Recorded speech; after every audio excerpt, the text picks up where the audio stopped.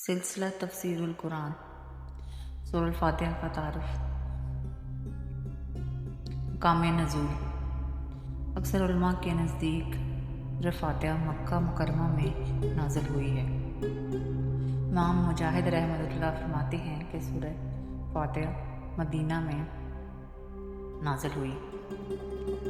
ایک اور قول ہے کہ سورہ فاتحہ دو مرتبہ نازل ہوئی، ایک مرتبہ مکہ مکرمہ میں اور دوسری مرتبہ مدینہ منورہ میں نازل ہوئی۔ تفسیر سورۃ الفاتحہ۔ رکوع آیات کی تعداد۔ اس صورت میں 1 رکوع اور 7 آیتیں ہیں۔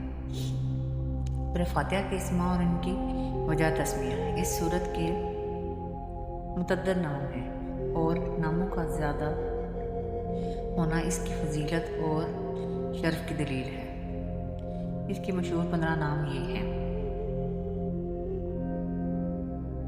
سورہ فاتحہ سے قرآن پاک کی تلاوت شروع کی جاتی ہے اور اسی سورت سے قرآن پاک لکھنے کی ابتدا کی جاتی ہے، اس لیے اسے فاتحۃ الکتاب یعنی کتاب کی ابتدا کرنے والی کہتے ہیں۔ اس سورت کی ابتدا الحمدللہ سے ہوئی۔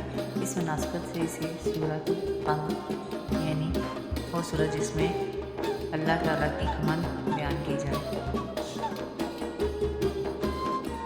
کہتے ہیں۔ سورہ فاتحہ قرآن پاک کی اصل ہے، اسی بنا پر اسے القرآن اور امر الکتاب بھی کہتے ہیں۔